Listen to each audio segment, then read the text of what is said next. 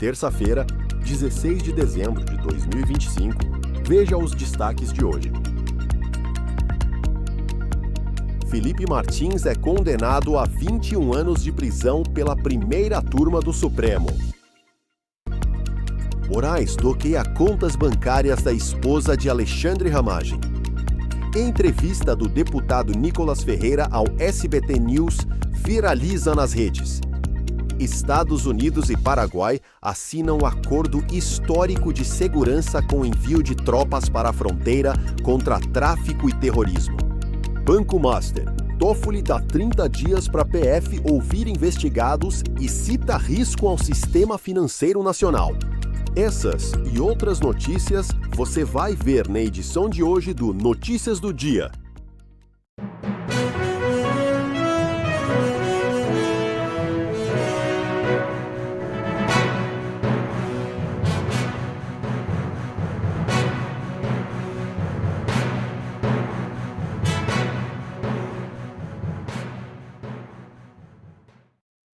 O deputado Alexandre Ramagem publicou post na Rede X com desabafo de sua esposa que teve as contas bancárias bloqueadas por Alexandre de Moraes. Rebeca Ramagem disse: "Sou servidora pública concursada há 22 anos, com trabalho efetivo e ininterrupto, nunca tendo respondido a nenhum processo criminal.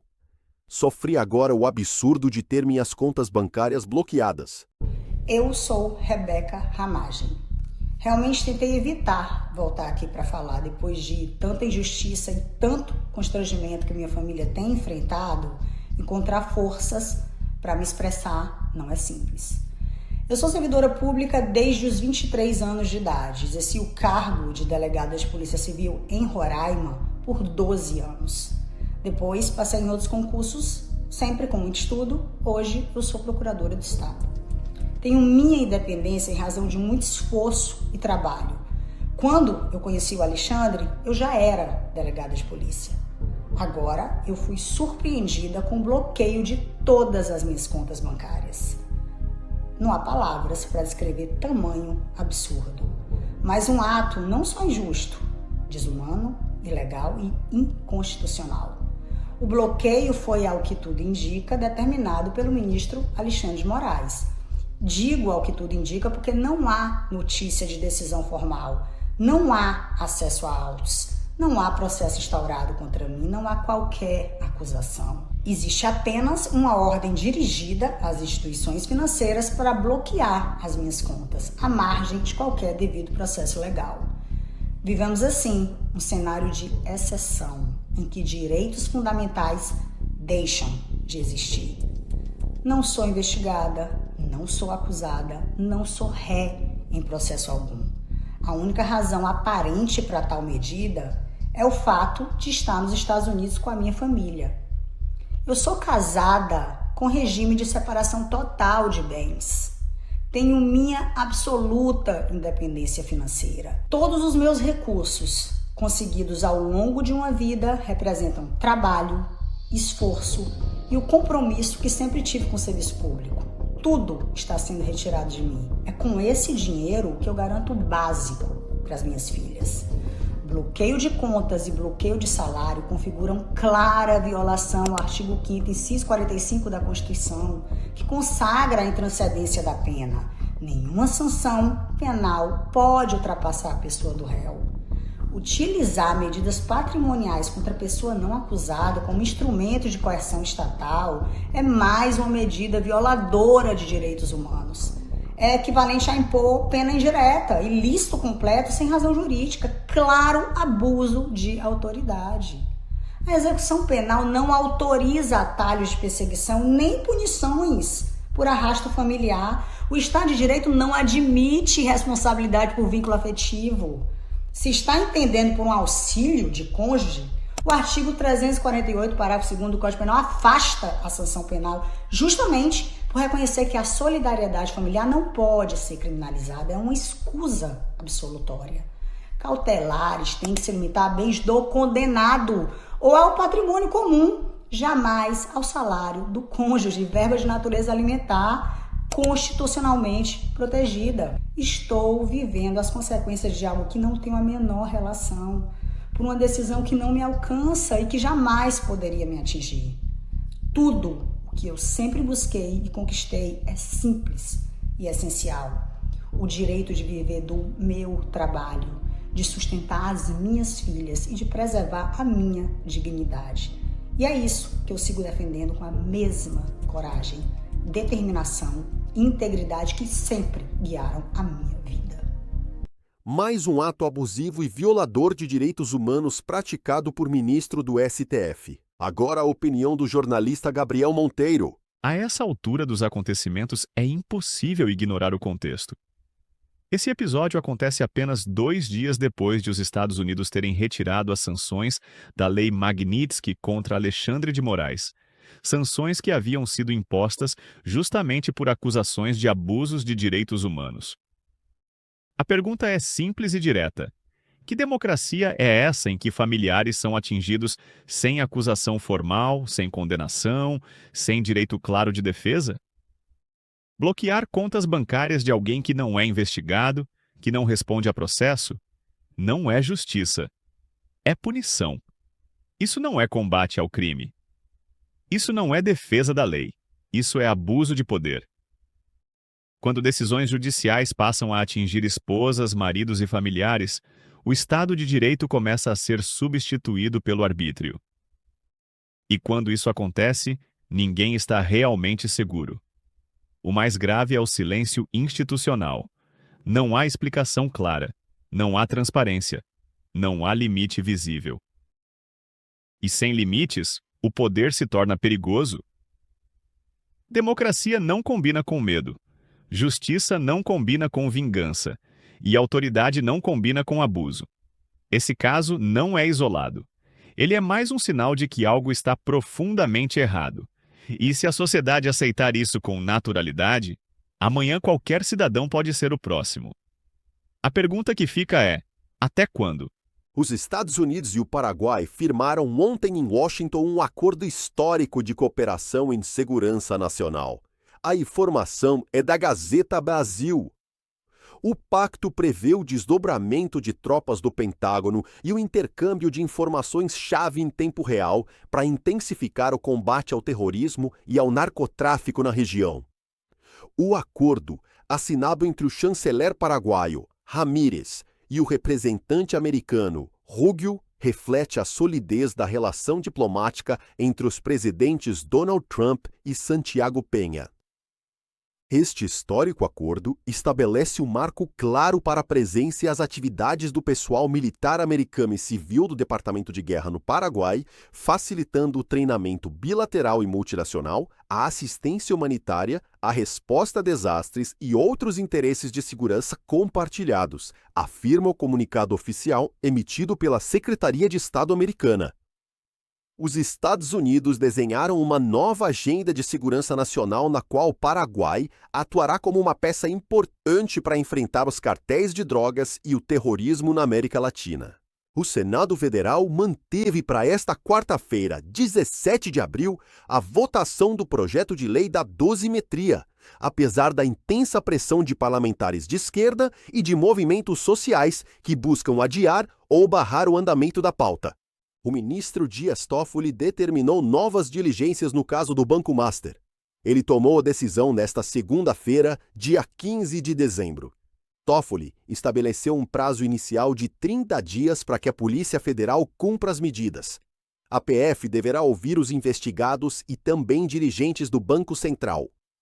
O ministro autorizou diligências preliminares no âmbito do Supremo Tribunal Federal. O processo tramita sob sigilo e está registrado como reclamação número 88.121. No despacho, Toffoli afirmou que as diligências são urgentes. Ele disse que as medidas são necessárias para garantir o sucesso da investigação. Gabriel Monteiro. Esse caso do Banco Master é mais um daqueles episódios que deixam o brasileiro desconfiado. Quando um ministro do Supremo fala em risco ao sistema financeiro nacional, o sinal de alerta acende imediatamente. Se tudo estivesse normal, não haveria necessidade de diligências urgentes nem de um prazo curto para a Polícia Federal agir. A pressa nesse tipo de caso costuma indicar que o problema é maior do que parece. Outro ponto que chama a atenção é o fato de o processo tramitar sob sigilo. O sigilo pode ser legal, mas ele também impede que a sociedade entenda o que realmente está acontecendo. E quando o assunto envolve o sistema financeiro, a falta de transparência sempre gera insegurança. É importante investigar, ouvir dirigentes do Banco Central e esclarecer responsabilidades. Mas também é fundamental que as autoridades expliquem com clareza os riscos reais para a população. No fim das contas, quem paga a conta de qualquer erro no sistema financeiro não são os bancos, nem os gestores. Quem paga é o cidadão comum. Por isso, esse caso precisa ser tratado com rigor, transparência e responsabilidade.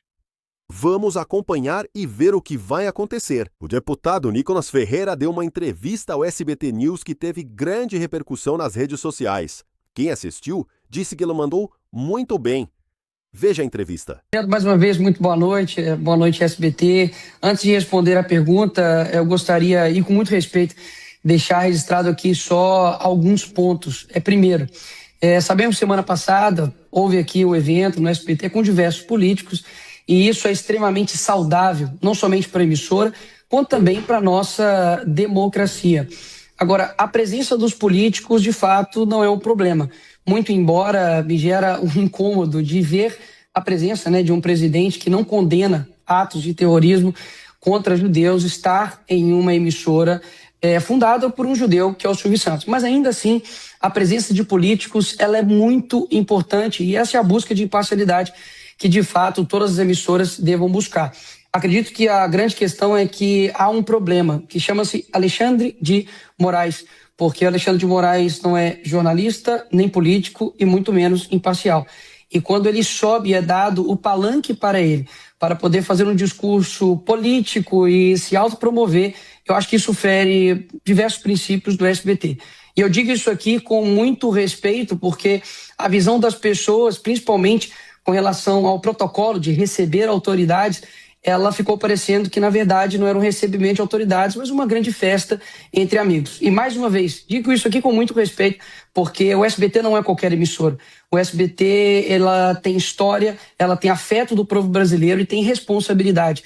Então, como um amigo do SBT, e o SBT sendo um amigo do Brasil, e sabendo que o SBT fez parte da infância como a minha, de um menino da favela, que aos domingos comia um frango frito ali com seus avós, vendo o show do Silvio Santos, o Praça é Nossa, o Chaves, o show do Milhão, e que não era somente entretenimento, era de fato uma formação de geração. Então, isso daqui não são palavras de condenação, mas um pedido de realinhamento, porque o que eu quero para o SBT é o mesmo que eu quero para o Brasil, o bem.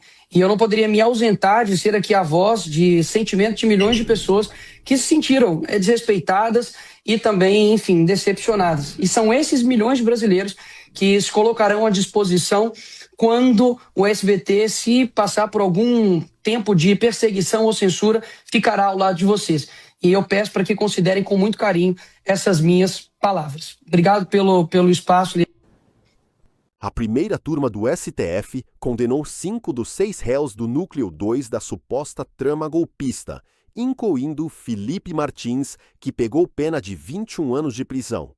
Onyx Lorenzoni, ex-ministro de Bolsonaro, comentou: "O que acabamos de ver no STF não foi um julgamento, foi mais um teatro do absurdo, um espetáculo de perseguição política que envergonha o Brasil.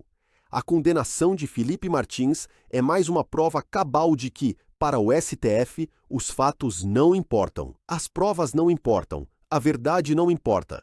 Só o que importa é a vingança. Esse caso é mais um que nos mostra o quanto é imprescindível a aprovação da anistia. Não pode haver acordos e não podemos aceitar migalhas. Nesta quarta-feira, os senadores terão a oportunidade de surpreender, emendar o texto da Câmara e substituir a dosimetria por uma verdadeira anistia, ampla, geral e irrestrita", disse. O senador Flávio Bolsonaro visitou nesta terça-feira o ex-presidente Bolsonaro e fez novamente alerta sobre seu estado de saúde. Ele disse: Até quando Moraes vai usar a jurisprudência usada contra Clezão? Será que ele quer alcançar o mesmo resultado? O Flávio Bolsonaro fala ao vivo neste momento. Então peço aqui mais uma vez que volte o bom senso ao relator desse processo, para que não fique transparecendo que parece que quer matar o Bolsonaro aqui onde ele está. É um risco de saúde real, grave, e eu peço muito que ele pare de usar essa jurisprudência Clezão. Os médicos pedindo, comprovando a necessidade de fazer uma intervenção cirúrgica e o relator enrolando, menosprezando a necessidade de tomar conta da saúde dele. Então fica aqui mais uma vez de público, todos vocês são testemunhas, o Brasil é testemunha de que é inaceitável esse tipo de constrangimento, esse tipo de comportamento por parte do relator em relação ao presidente Bolsonaro. Ele relatou dores, como é que ele tá tinha dores pequenas, na perna direita ele falou que tinha uma pequena dor, um pequeno incômodozinho, foi por isso até que foi descoberta essa hérnia. Eu fazia na outra perna também, descobriu-se que lá também tem que fazer cirurgia nas duas. E a nossa última notícia. A PF prende juiz federal do Rio responsável pelo caso TH Joias.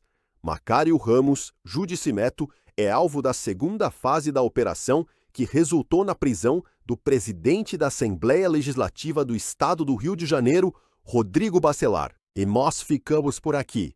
O Notícias do Dia volta amanhã, aqui no instantnews.1.